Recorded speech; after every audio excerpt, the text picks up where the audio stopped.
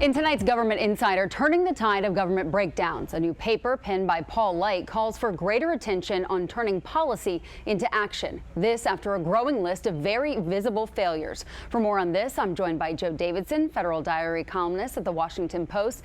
Joe, the report itself is titled Vision plus Action equals Execution. Paul Light wrote it, Paul Volcker published it. In your article, you call the two a great team of opposites. Tell us more about these two Pauls.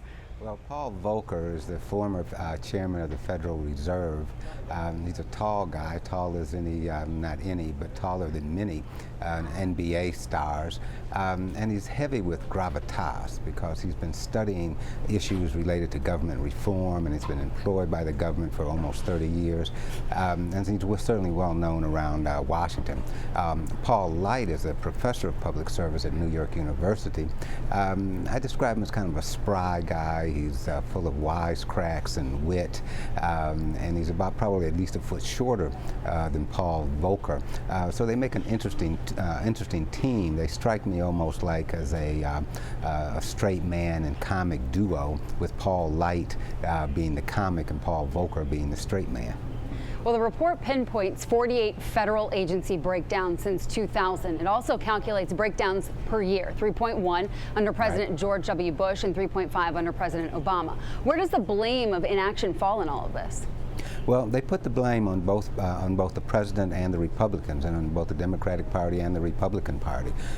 It's the kind of situation where it's really a lot of structural issues that get in the way, and they have some suggestions for dealing with those things. But I must say that while they certainly put some blame on President Obama, I think their sharpest blame went to the congressional Republicans because of the kinds of tactics Republicans have used on the Hill to kind of deny and delay legislation.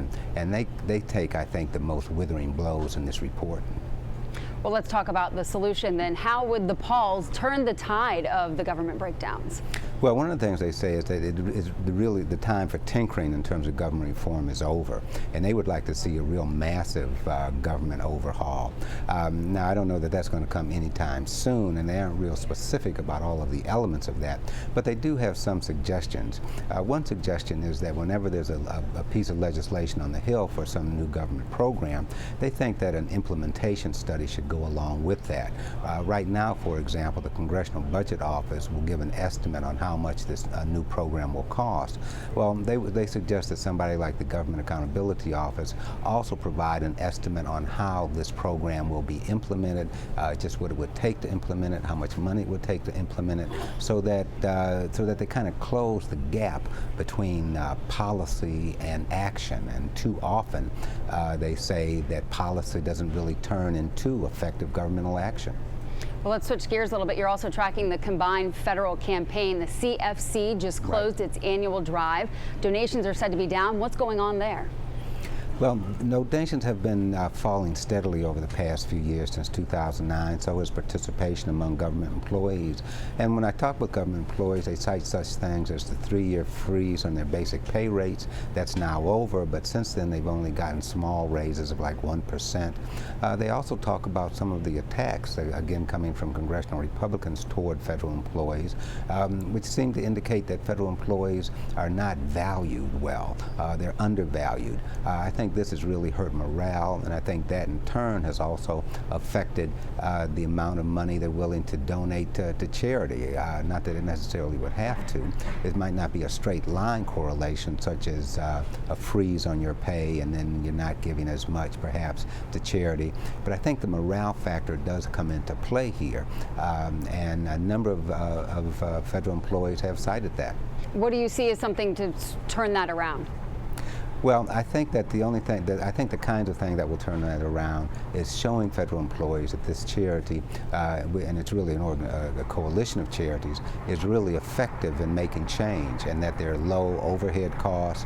That's another thing that sometimes people cite, and that the charities effectively really are an effective way of getting help to people. Before you go, I'd like to focus on something else, the federal workforce. We're just talking about that. President Obama issuing an executive order giving feds a half day on Christmas Eve. Give us the details of this.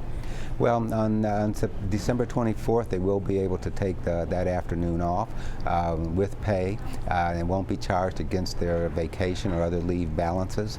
And so it's something that, of course, a lot of people are looking forward to. And just in case there are any questions and answers about it, the administration put out about almost 8 pages worth of Q&A to explain this half-day off. Eight pages for a half day off. We'll take it there. Right. Joe Davidson, federal diary columnist at the Washington Post. Thanks so much. Thank you.